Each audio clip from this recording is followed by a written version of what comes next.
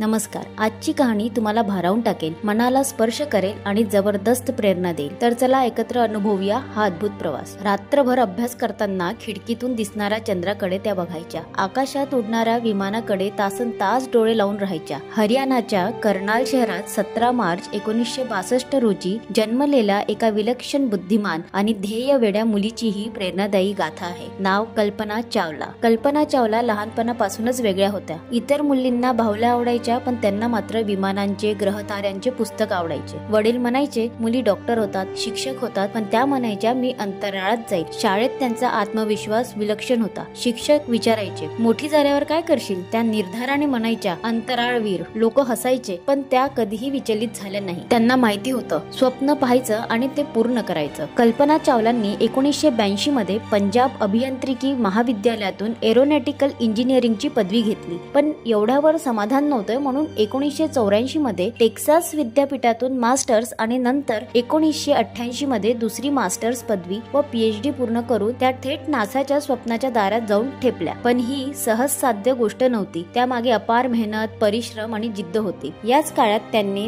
1983 मध्ये Jean Pierre Harrison या वैमानिकाशी विवाह केला. दोघेही विज्ञान, अंतराळ आणि साहसाच्या प्रेमात होते. त्यांच्या प्रवासात जीन पियरे हे कायम त्यांच्या सोबत होते, आधार देत होते आणि त्यांच्या प्रत्येक यशाचा अभिमान बाळगत होते. 1997 हा तो ऐतिहासिक क्षण. कल्पना चावलांचा पहिला अंतराळ प्रवास. जेव्हा त्यांनी स्पेस सूट घातला तेव्हा त्यांच्या डोळ्यात चमक होती. त्या पहिल्या भारतीय महिला अंतराळवीर बनल्या होत्या. शून्य गुरुत्वाकर्षणात फिरणाऱ्या पृथ्वीला पाहून त्या भारावून गेल्या. इथून पृथ्वी पाहताना देश, सीमा, तंटे काहीच दिसत नाही. एक सुंदर निळा ग्रह दिसतो. त्यांच्या या शब्दांनी लाखो भारतीयांच्या हृदयात अभिमानाची लाट उसळली. एका मुलाखतीत त्यांना विचारले गेले तुमच्यासाठी अंतराळ प्रवासाचा अर्थ काय आहे? त्या हसत म्हणाल्या जेव्हा तुम्ही काहीतरी मनापासून करायला लागता तेव्हा थांबायचं नसतं. अपयश आलं तरी पुन्हा उठायचं, कारण या जगात काहीही अशक्य नाही. 1 फेब्रुवारी 2003 हा दिवस संपूर्ण जगाच्या स्मरणात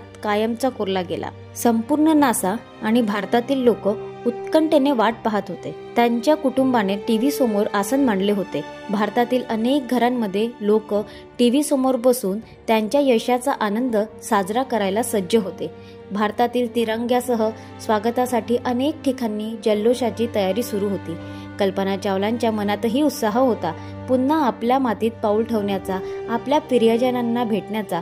पण नियतीला काहीतरी वेगळंच मान्य होतं. अचानक संपूर्ण जग सुन्न झालं. कोलंबिया स्पेस शटलमध्ये तांत्रिक बिघाड झाला. अवकाशयान आगीच्या लोळ्यात बदलले आणि काही क्षणातच अंतराळात एक उजळ प्रकाश पसरला आणि त्या प्रकाशासोबतच कल्पना चावला आणि त्यांच्या सहकार्याचे जीवनही निशब्दपणे विरून गेले. त्या दिवसाची सकाळ भारतीयांसाठी एका दुःखद स्वप्नासारखी ठरली. दूरदर्शनवर कोलंबिया शटलच्या फुटण्याचा थरारक व्हिडिओ दिसत होता आणि संपूर्ण भारत स्तब्ध झाला. कर्नालच्या छोट्याशा घरात कल्पना चावलांच्या आई वडील डोळ्यात पाणी आणून टीव्ही समोर बसले होते. आईचा गळा दाटून आला होता, तर वडील समोरच्या दृश्यांवर विश्वास ठेवू शकत नव्हते. भारत अभिमानाने त्यांना श्रद्धांजली वाहत होता, पण त्यांच्या घरात असह्य वेदना होती. कल्पना चावलांची स्वप्न जरी आकाशात विरली असली तरी त्यांच्या आठवणी कायम आहे. त्या आजही लाखो भारतीय मुलींसाठी प्रेरणास्त्रोत आहे. भारतभर त्यांच्या नावाने प्रयोगशाळा आणि स्कॉलरशिप सुरू झाल्या. त्यांच्या वडिलांना विचारण्यात आले कल्पना चावला आज हव्या होत्या ना? ते हलक्या आवाजात म्हणाले ती आहेच, प्रत्येक मुलीच्या स्वप्नात, प्रत्येक जिद्दीच्या प्रवासात. त्यांच्या अखेरच्या मोहिमेपूर्वी एका पत्रकाराने विचारले तुम्ही एका भारतीय मुलीला काय संदेश द्याल? त्यावर त्या म्हणाल्या